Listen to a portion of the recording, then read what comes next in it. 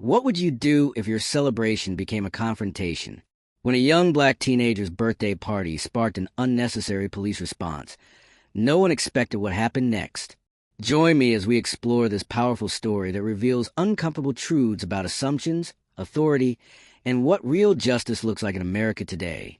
The summer evening air in Oakwood Heights carried the unmistakable sounds of celebration.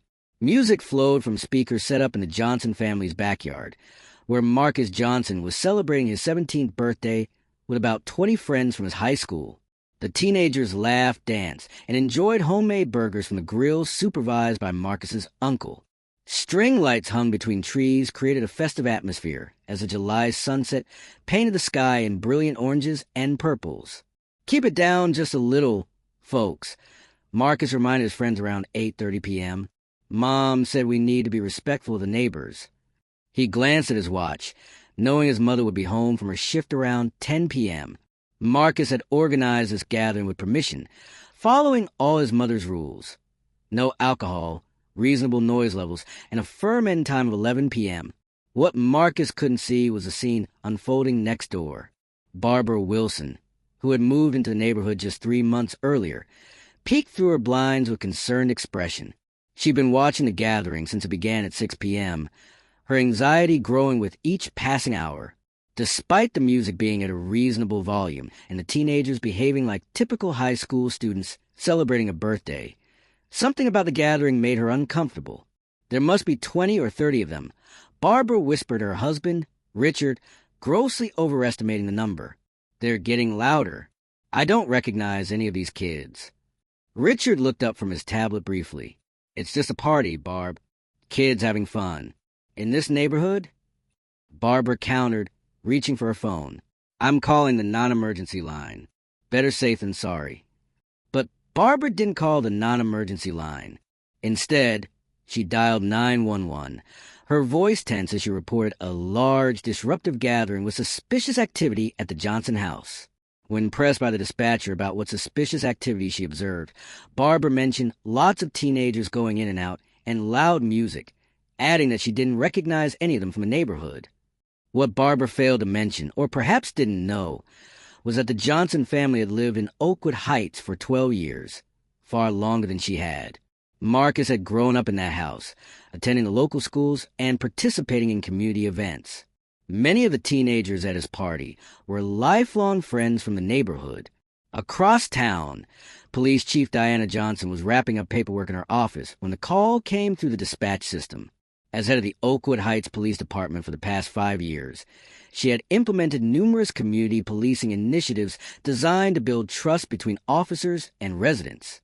Chief Johnson, a black woman who had risen through the ranks over her 20-year career, had made it her mission to transform the department's approach to neighborhood calls, particularly in response to racial profiling concerns. "Chief, we've got a situation you might want to hear about," said Officer Rodriguez, appearing at her office door.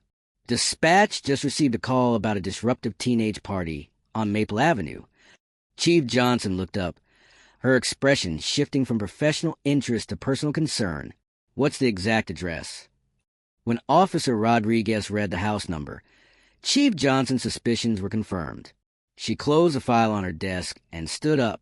"That's my house," she said calmly. "My son Marcus is having his birthday party tonight. I approved it, and his uncle is supervising until I get home." Officer Rodriguez checked his notes again. The caller seemed pretty concerned, mentioned suspicious activity. "What kind of suspicious activity?" Chief Johnson asked, already gathering her things.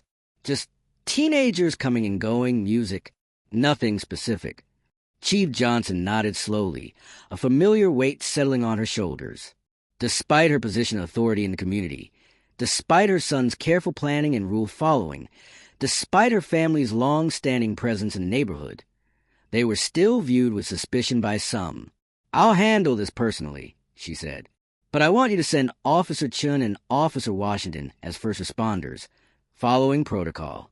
Tell them not to approach with lights or sirens. I'll meet them there." Meanwhile, back at the party, Marcus's friend Darius noticed a woman watching them from next door. "Hey, Mark," he said quietly. "I think your new neighbor's been watching us for a while. Marcus glanced over, catching Barbara Wilson quickly stepping away from her window. He sighed. Just ignore it. Mom deals with this kind of thing all the time. Best response is to keep having fun without giving anyone a reason to complain. But 15 minutes later, when two police cruisers pulled up quietly in front of the house, the party atmosphere instantly changed. Conversation stopped mid-sentence. The music, already at a reasonable volume, was quickly turned down further. Several teenagers instinctively reached for their phones, a learned response to potential police interaction. "Nobody panic," Marcus said, his voice steady despite his racing heart. "We're not doing anything wrong. I'll talk to them." As Marcus walked toward the front yard, he maintained a calm exterior that belied his internal turmoil. Despite being the son of the police chief, despite knowing many of the officers personally, he still felt the familiar tension that came with any police encounter. His mother had prepared him for these moments with careful instruction. Keep your hands visible, speak clearly and respectfully, make no sudden movements.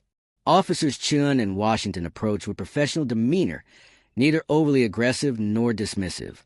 They'd been trained under Chief Johnson's protocols, which emphasized respect and de-escalation. "Good evening," Officer Chun began. "We received a call about a disturbance at this address. Is the homeowner available?"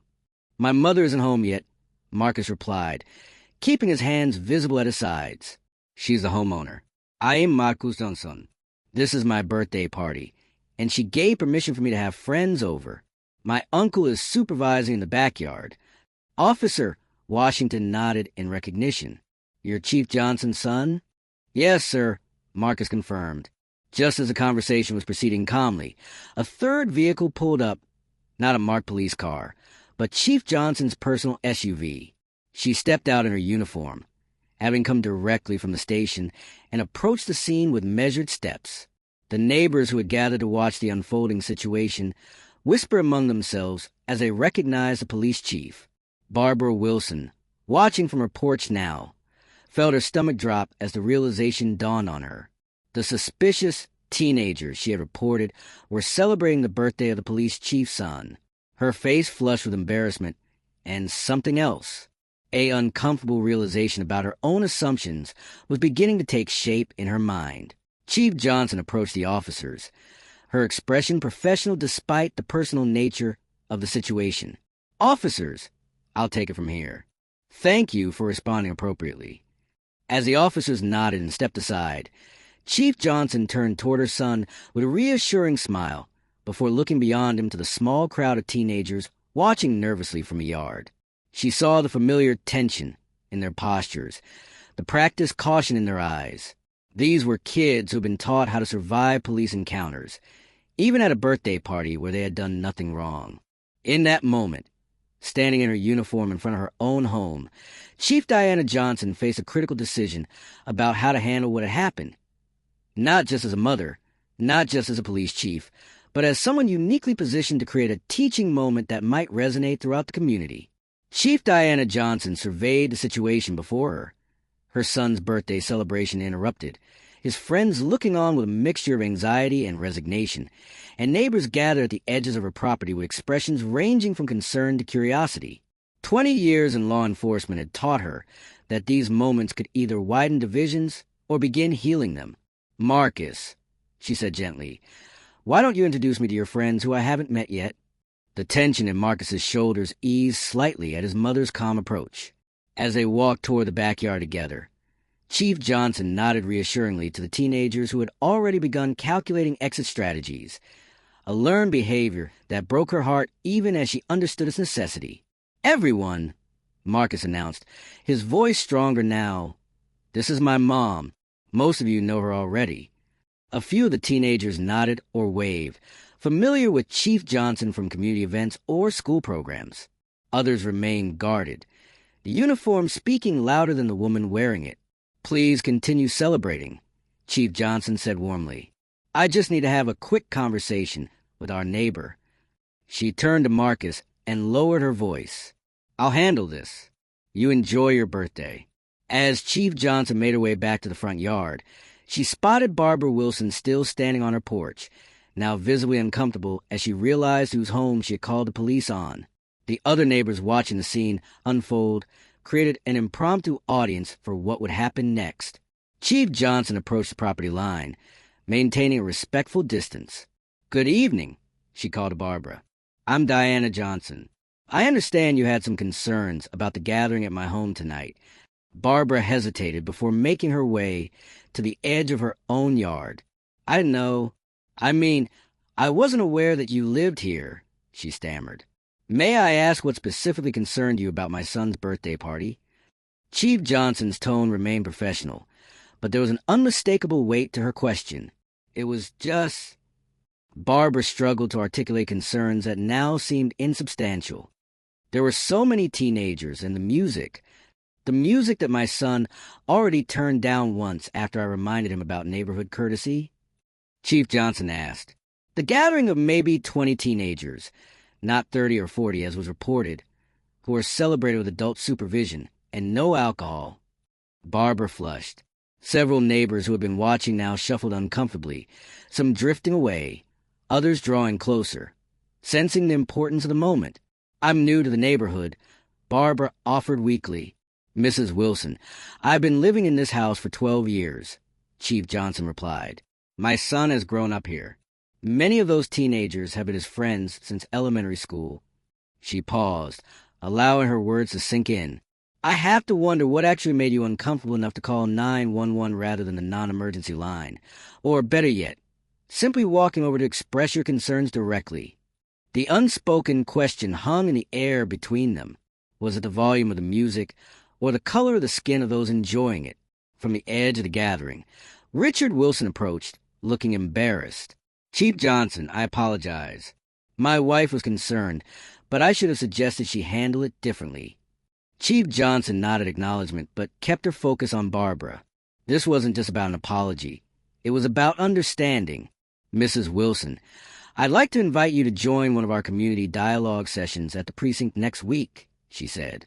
"We host them monthly to build better understanding between police and residents, and to discuss how we can all work together to keep our community safe without letting bias determine who gets scrutinized and who doesn't." Barbara looked startled by the invitation, rather than condemnation. I didn't mean to." "Intentions and impact are different things," Chief Johnson said quietly. "What matters now is what we learn from this moment." The conversation was interrupted by Marcus, approaching with a plate in his hand. "Mom, Uncle James wanted me to bring you some food." He looked at the Wilsons with a carefully neutral expression that broke his mother's heart. The practiced politeness of a young black man who had learned to navigate white discomfort with preemptive courtesy. "Thank you, Marcus," Chief Johnson said, taking the plate. She turned back to the Wilsons. "My brother's an amazing cook. Would you like to join us? It might be a good opportunity to meet your neighbors properly." The invitation hung in the air, heavy with significance. It wasn't just about food. It was about breaking bread as equals, about seeing each other's humanity beyond assumptions. Barbara hesitated, but Richard stepped forward. "We'd be honored. Thank you." As they walked toward the backyard, other neighbors who had been watching began to disperse, some with thoughtful expressions, others whispering among themselves. The evening's events would undoubtedly fuel neighborhood conversation for weeks to come. In the backyard, the party had cautiously resumed. The music remained at a respectful volume. But the easy laughter that had characterized the celebration earlier had been replaced by more subdued conversation. The police response had left its mark, as it always did. Chief Johnson watched as Marcus introduced the Wilsons to his uncle and friends, the teenagers politely shaking hands despite the fact that these were the people who had viewed their celebration as threatening. The resilience of these young people, their ability to navigate situations charged with racial tension without losing their dignity or compassion, filled her with both pride and sorrow. Across the yard, Darius and a few other friends stood in a small circle, their body language still tense. Chief Johnson made her way over to them, conscious of how her uniform affected the atmosphere even in her own backyard. "Everything okay over here?" she asked.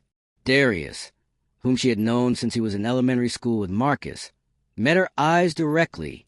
"With all due respect, Chief Johnson, you know it's not. This keeps happening."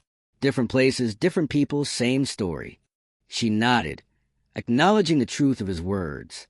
You're right, Darius. And that's why what happens next matters so much. What has happened next? Asked Layla, another of Marcus's friends. They called the cops on us for existing while black, and now we're supposed to serve them burgers and make nice? Chief Johnson considered her response carefully. These young people deserved honesty, not platitudes. What happens next is we use this moment. Tomorrow, this incident becomes part of our community policing training.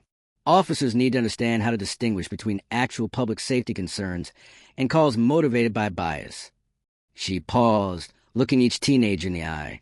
And Mrs. Wilson has agreed to attend our community dialogue session next week. You really think that changes anything? Darius asked, skepticism evident in his voice. One conversation? No, Chief Johnson admitted. But sustained dialogue, confronting uncomfortable truths, creating space for growth? That's how change happens. Slowly and perfectly, but it happens. Across the yard, she watched as Barbara Wilson tentatively accepted a plate of food from James, her brother engaging the woman in conversation with the easy charm he'd always possessed. Richard Wilson had found himself in discussion with a couple of Marcus's friends who were on the debate team, listening more than speaking. Small steps, necessary ones. As the evening progressed, Chief Johnson observed the subtle shifts in the gathering. The initial awkwardness began to dissolve as conversation bridged different lived experiences. Barbara Wilson remained quiet for the most part, but she was watching and listening, occasionally nodding or responding when addressed directly. Around 10:30 p.m., as the party began to wind down, Marcus approached his mother, who had changed out her uniform into casual clothes. You didn't have to invite them, he said quietly. No, I didn't, she agreed. But sometimes the hardest conversations are the necessary ones. Marcus considered this. Do you think it made a difference? Chief Johnson watched as the Wilsons prepared to leave, Barbara looking troubled but thoughtful. Richard engaged in what appeared to be an exchange of phone numbers with James. I think it created an opening, she replied honestly. What matters is what happens next. As the Wilsons made their way toward the gate, Barbara paused and turned back. After a moment's hesitation, she approached Chief Johnson and Marcus. I want to apologize, she said, her voice barely audible. I made assumptions that weren't fair. I'm sorry your birthday was interrupted, she added, looking directly at Marcus for perhaps the first time. Marcus nodded, accepting the apology with maturity beyond his 17 years. Thank you for coming over, he said simply. As the Wilsons departed and the last of Marcus's friends began to leave, Chief Johnson found herself reflecting on the evening's events. The call that had brought police to her own home had shaken her, not because it was unusual, but because it was so painfully common. Black joy viewed with suspicion, black gatherings seen as threatening. These were realities she had navigated her entire life, even as she rose to lead the very department now called to police her family celebration. Later that night, as she helped Marcus clean up the backyard, she broached the subject that had been weighing on her. How are you feeling about everything that happened?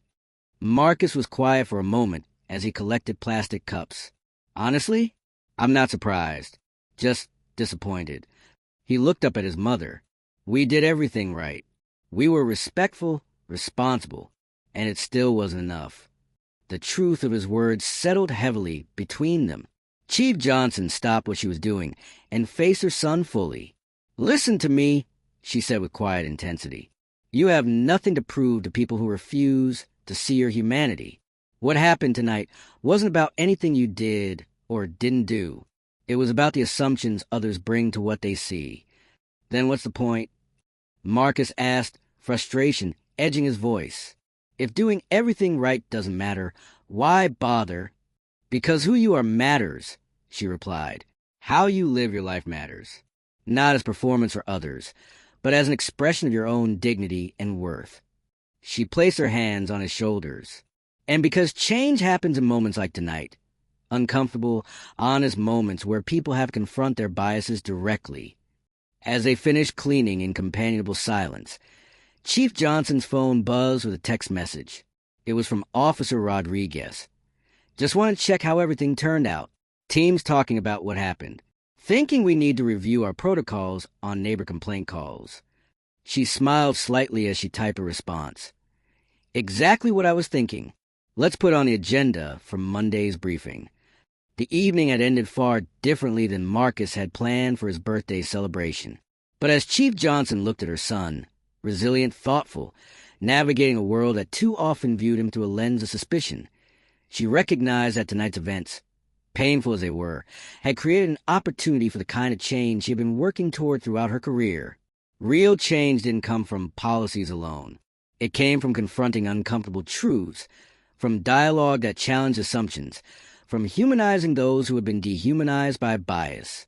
It came from turning incidents of injustice into catalysts for growth.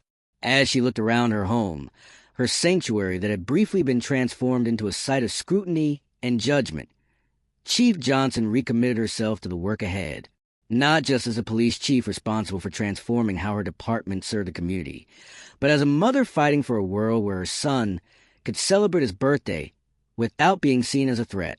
Part 3. The Transformation. The morning after Marcus's interrupted birthday celebration dawned with the weight of unfinished business.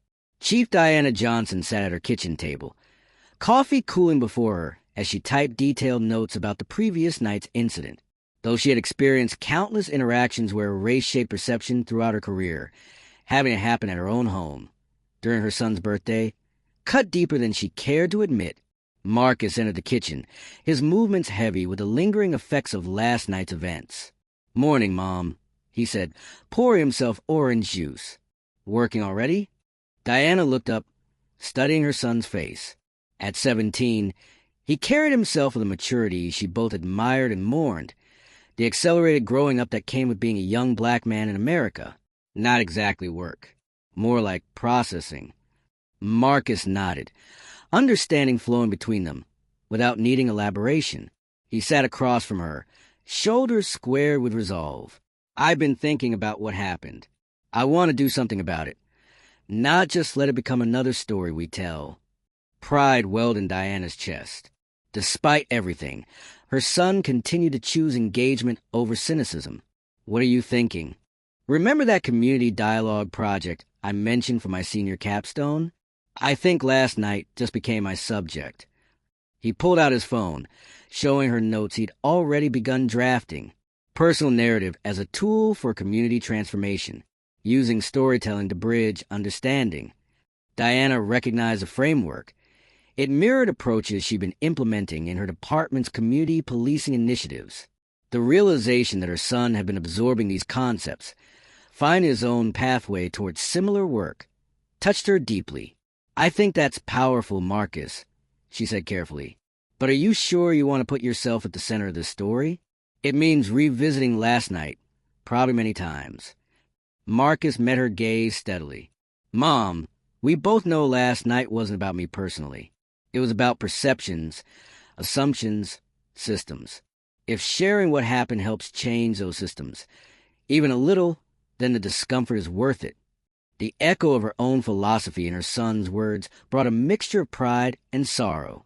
This was a double-edged inheritance she had passed to him, the burden of awareness alongside the strength to confront injustice. "Then I support you completely," she said, reaching across to squeeze his hand. "And speaking of systems, I need to get to the station. We have some department protocols to revisit." The Monday morning briefing at Oakwood Heights Police Department had a different energy than usual. Word had spread quickly through the ranks about what had happened at the chief's home. As Diana entered the conference room in her uniform, she felt the officers' eyes on her, some concerned, others curious about how she would address the incident.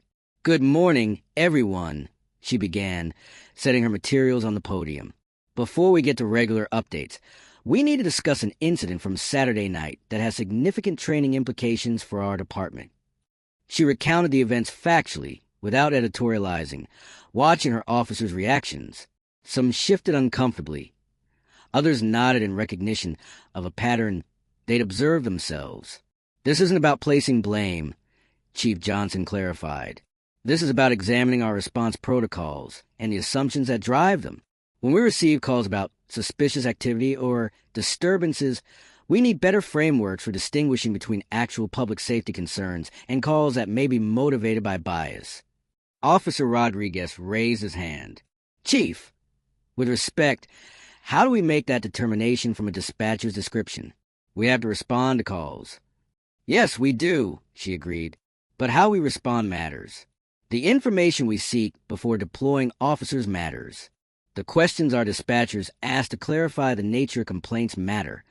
She pulled up a slide showing revised dispatcher question protocols. These additional qualifying questions can help us deploy appropriate resources and approach situations with better context. The discussion that followed was uncomfortable but necessary. Officers shared experiences of being called to scenes where the only suspicious activity was black or brown people existing in spaces where someone felt they didn't belong. Dispatchers described the challenge of determining which calls required emergency response versus community mediation. I believe we can build a department that both responds effectively to legitimate public safety concerns and refuses to be weaponized against communities of color, Chief Johnson concluded. It starts with honest conversations like this one, and it continues with concrete policy changes. As the meeting shifted to other department business, Diana felt a cautious optimism. The incident at her home had created an opening for institutional change that might not have existed otherwise. The personal had indeed become professional, but perhaps that convergence could be transformed into something meaningful. Across town at Oakwood Heights High School, Marcus sat in the library during his free period, developing the outline for his senior capstone project. His English teacher, Ms. Rivera, pulled up a chair beside him. "You seem focused today, Marcus," she observed. "How was your birthday weekend?" Marcus looked up, considering how much to share. Ms. Rivera had always been an ally, creating classroom spaces where difficult conversations about race and justice could happen productively. It was educational, he finally said, before describing the previous night's events. Ms. Rivera listened without interrupting, her expression shifting from concern to thoughtful consideration. "And now you're thinking of centering your capstone project around this experience?" "Not just around what happened," Marcus clarified, "but around the larger patterns it represents and how we might transform those patterns through dialogue and storytelling." Ms. Rivera studied his outline.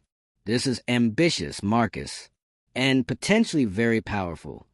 She paused, choosing her words carefully. "Would you consider expanding this beyond just your capstone?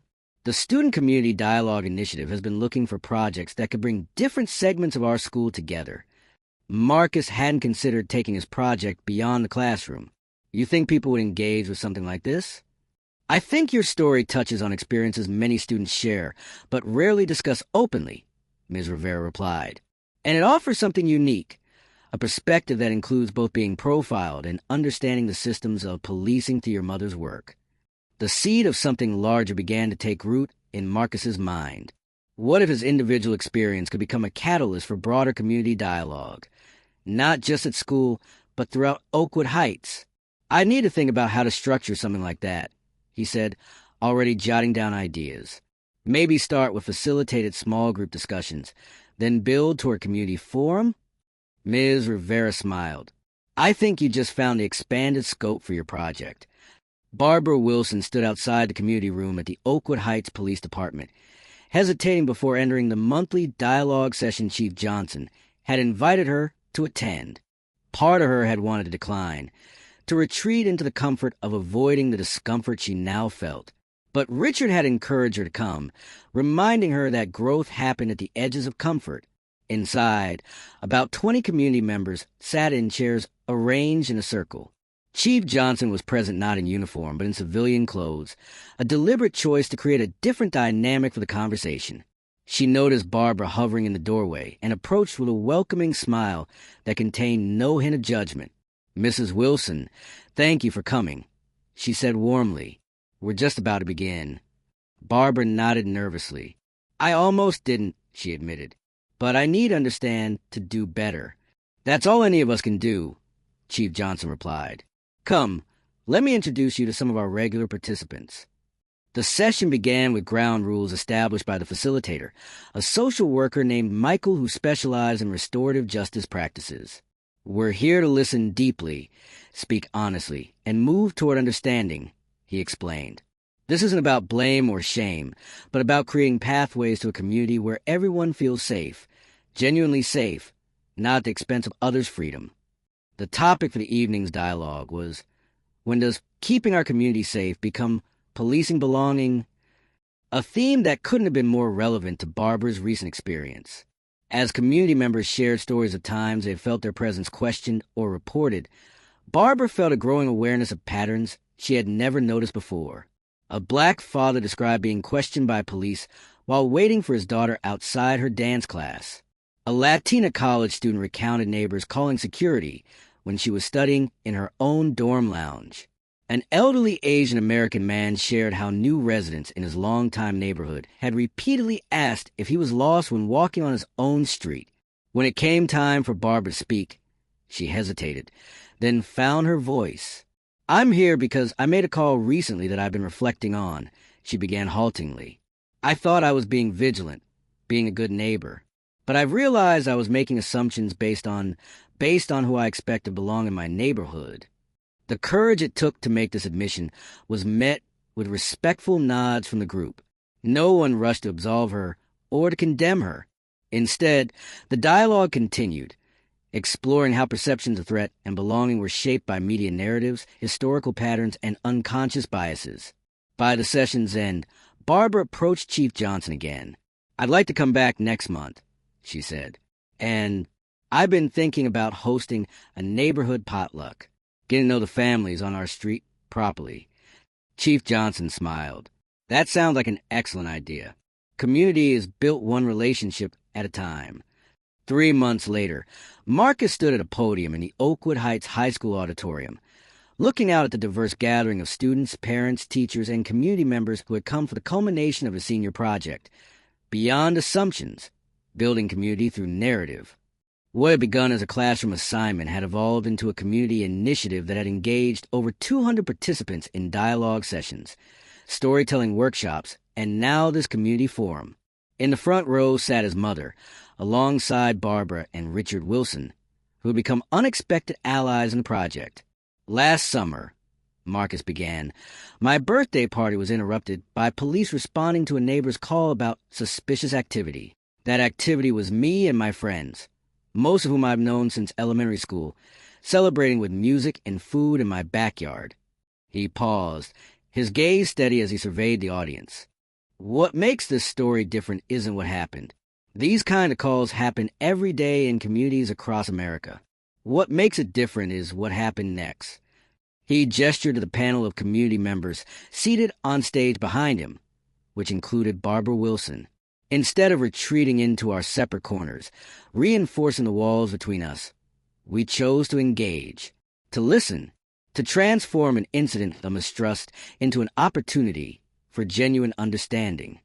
The forum that followed featured personal narratives from community members of various backgrounds, ages, and perspectives, each sharing experiences of belonging, exclusion, and the journey toward deeper community connection. Barbara's willingness to speak honestly about her own awakening process had inspired others to examine their assumptions with similar courage. Chief Johnson watched her son facilitate the discussion with skill and compassion beyond his years, pride swelling within her. The department protocol she had revised following the incident had already shown promising results. A 30% reduction in suspicious person calls that resulted in no action, and improved community satisfaction with police responses when such calls did occur. After the forum concluded, as people gathered in small groups to continue conversations over refreshments, Diana found herself standing beside Barbara. "Your son is remarkable," Barbara said quietly. "He turned what could have been just another painful incident into something transformative." Diana nodded. "He's learned that pain can either be an end point or a beginning. We get to choose which." Barbara considered this. "I've been thinking about something he said during one of the dialogue sessions, about how safety isn't just about protection from threat, but about creating conditions where everyone can thrive." She hesitated. "I never realized how my own definition of safety excluded the sense of belonging that others needed to feel truly safe." "That's a profound realization," Diane acknowledged, And it's at the heart of the changes we're trying to make, both in community policing and in community building. Across the room, Marcus was deep in conversation with a group of students who wanted to continue the dialogue project after his graduation. The seeds he had planted were already taking root, spreading beyond what he had initially imagined. Later that evening, as Diana and Marcus walked toward their car, he turned to her with a thoughtful expression. "You know what I realized today? This whole project started because someone saw me as not belonging in my own backyard. But in trying to address that injustice, we ended up creating spaces where more people feel they truly belong." Diana embraced her son, this young man who had transformed his own pain into purpose. That's how change happens, not by focusing only on what we're fighting against, but by building what we're fighting for. As they drove home through the streets of Oakwood Heights, Diana reflected on the journey of the past few months. One incident, painful as it was, had become a catalyst for change that rippled outward, from department protocols to school initiatives to neighborhood connections. The work was far from complete. True transformation never was. But in the wake of that interrupted birthday party, something new had begun to take shape. A community engaged in the honest, difficult, necessary work of seeing each other's full humanity. When they arrived home, the house that had once been the site of suspicion and judgment now stood as a symbol of possibility. A reminder that belonging was not just about having the right to exist in a space, but about creating conditions where everyone could thrive within it. Marcus paused before entering, looking back at the neighborhood stretching out before them. "You think anything's really changed?" he asked. The question weighted with all the complexity of their experience. Diana considered her answer carefully. "I think change is happening," she replied, not in dramatic declarations or single moments, but in a quiet shift of perception, in revised protocols, in new relationships. Change happens in the spaces we create for honest conversation, in the courage to face uncomfortable truths, in a commitment to building something better together. Marcus nodded, understanding the wisdom in her measured hope. The transformation they sought wouldn't come from one project or policy change, but from the sustained effort to translate individual awakening into collective action. It would come from continuing to tell their stories, to listen to others, to insist on seeing and being seen fully. As they entered their home together, the legacy of that interrupted birthday party continued to unfold, not as a single incident frozen in time, but as an ongoing commitment to transforming pain into possibility, conflict into connection, moment of exclusion into movements toward belonging. The true measure of change would not be in what had already happened, but in what would happen next, in all the everyday choices that would either reinforce old patterns or help new ones emerge. In this, as in so much else, the personal and the systemic remained intertwined, each informing and shaping the other in the ongoing work of creating community where everyone truly belonged.